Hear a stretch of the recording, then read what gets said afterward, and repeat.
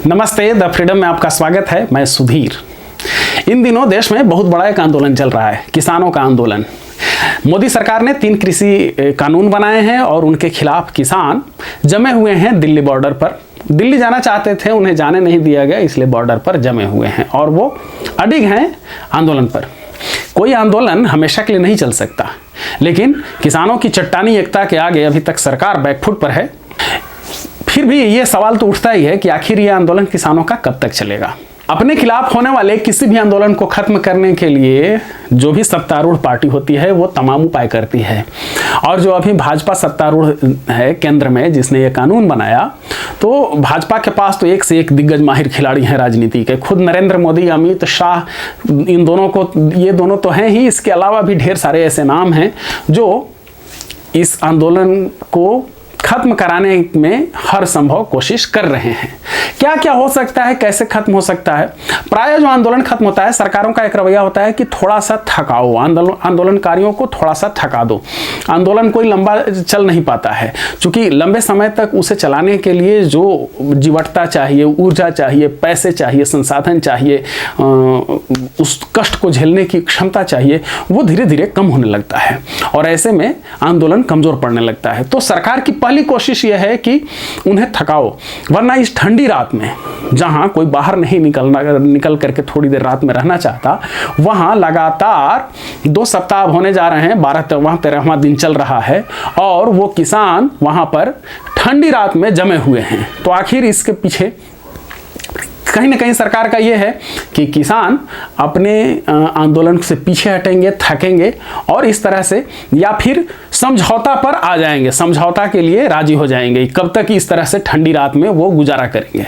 तो सरकार की पूरी मंशा यह है कि पहले आंदोलनकारियों को थकाओ, जैसा कि आमतौर पर सभी जगह आंदोलनों में, लंबे आंदोलन में के पीछे यही रहता है कि अगर नहीं बात मान रहा है तो उसे थकाओ और फिर समझौते के लिए मजबूर करो कि चलिए ठीक है, हम समझौता करने के लिए अब तैयार हैं। एक बात हुई। दूसरी बात यह होती है कि आंदोलन को बदनाम करना। जैसा कि प्रायः जो सरकार प्रायोजित मीडिया घराना है, जिसे आजकल गोदी मीडिया के नाम से देश में जानते हैं, उन्हें यह ठेका दिया गया और उन्होंने ये बताना शुरू किया। सोशल मीडिया जो है, भाजपा का जो सोशल मीडिया का ये है वो बहुत स्ट्रांग है और वहाँ पर भी खूब चला जो उनके लोग हैं और जो भाजपा समर्थित मीडिया घराना है, मीडिया की मुख्य धारा में, उन सब ने भी बताया कि वहाँ उसमें खालिस्तानी हैं, पाकिस्तान जिंदाबाद के नारे लग रहे हैं, वहाँ पर तो आतंकवादियों का समर्थन लिया जा रहा है, ये हो रहा है, वो हो रहा है। इस तरह से इस आंदोलन को बदनाम करने की कोशिश की जा रही है। ये एक उपाय है कि और इसे किसी तरह से बदनाम। लंबे समय तक कोई आंदोलन चलता है तो उसमें यह भी होता है कि कुछ न कुछ कहीं कोई गलती हो जाती है या कोई अचानक उसमें से आदमी कुछ गलती करे। अगर नहीं भी करे तो उसमें से फिर कुछ वैसे लोगों को, वैसे शरारती तत्वों को भेजा जाता है जो वहाँ पर कुछ ऐसी हरकत करे जिससे कि वो आंदोलन बदनाम हो जाए। तो ये एक उपाय है कि उस आंदोलन को बदनाम किया जाए। तीसरा ये है कि फिर उनमें या फिर भय पैदा किया जाए। वो पुलिस की लाठियों से भी कोशिश की गई, उन पर ठंडे पानी का बौछार करके ये कोशिश की गई कि उनमें भय पैदा हो, या फिर हम लोगों ने शाहीन बाग में देखा था, वहाँ लोग जाकर के गोली चलाने लगे थे। तो कौन लोग थे वो आप अनुमान लगा सकते हैं। तो उस तरह की हो सकता है कि घटना ऐसी यहाँ पर भी हो, लोगों को डराने के लिए, आंदोलनकारियों को डराने के लिए। तो इस कारण से हो सकता है कि आंदोलन खत्म हो। चौथा यह है उनमें फूट डालने की कोशिश। ये एकता किसानों की नजर आ रही है, लेकिन एक और जो घटनाएं प्राय होती रही हैं राजनीति में कि बड़े आंदोलन में अपने कुछ लोगों को शामिल करा दिया जाता है, ये दिखाने के लिए, और शुरू में कुछ दिनों तक दिखाया जाता है कि वो भी आंदोलनकारियों के साथ हैं, और फिर उन लोगों से अलग से बयान दिलवाया जाता है कि नहीं, अब हम लोग तैयार हैं, जो सरकार कह रही है वो सही कह रही है। हमने 7 दिसंबर को भी ऐसा ही कुछ देखा। सरकार के ही द्वारा प्रायोजित, भाजपा और आरएसएस के द्वारा प्रायोजित 2-3 संगठन के बेनाम से संगठन, जिसमें किसी को कोई जानता नहीं, पहचानता नहीं था, किसानों के लिए कभी उन्होंने संघर्ष नहीं किया, वो सरकार के पास चले गए वार्ता करने, और ये बयान आने लगा मीडिया में कि नहीं, कुछ किसान संगठन अब मान गए हैं और वो अब वार्ता कर रहे हैं। ये सिर्फ फूट डालने की बात थी। ऐसा बहुत पहले भी होता रहा है राजनीति में, ये नई बात नहीं है कि फूट डालने के लिए अपने ही आदमी को भेजो और आंदोलनकारियों में शामिल कर दो और फिर बाद में उनसे उनके खिलाफ बयान दिलवाओ। ये बहुत पुराना फंडा है, तो इसे भी सरकार लेकर के चल रही है। ये सारी चीजें हैं जिससे कि ये आंदोलन को खत्म करने की कोशिश की जा सकती है।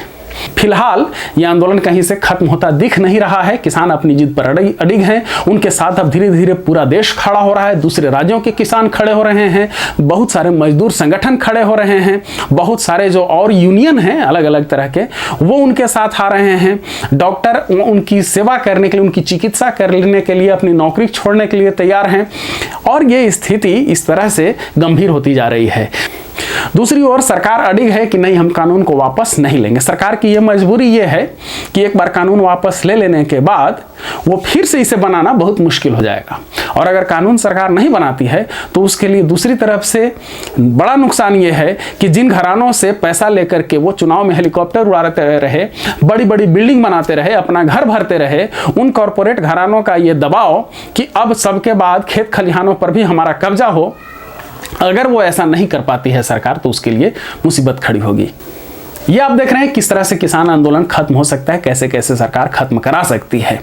बेहतर उपाय तो ये है कि किसानों की बात सरकार मान ले, क्योंकि उनके साथ सिर्फ भारत ही नहीं दूसरे देश दुनिया भर के लोग खड़े हो रहे हैं। यहाँ तक कि संयुक्त राष्ट्र संघ में, कनाडा में, अमेरिका में, इंग्लैंड में, सब जगह किसानों के पक्ष में आवाजें उठ रही हैं।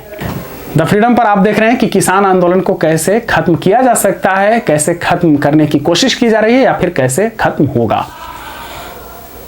हमारे साथ जुड़े रहने के लिए द फ्रीडम को सब्सक्राइब करें। धन्यवाद। जय हिंद।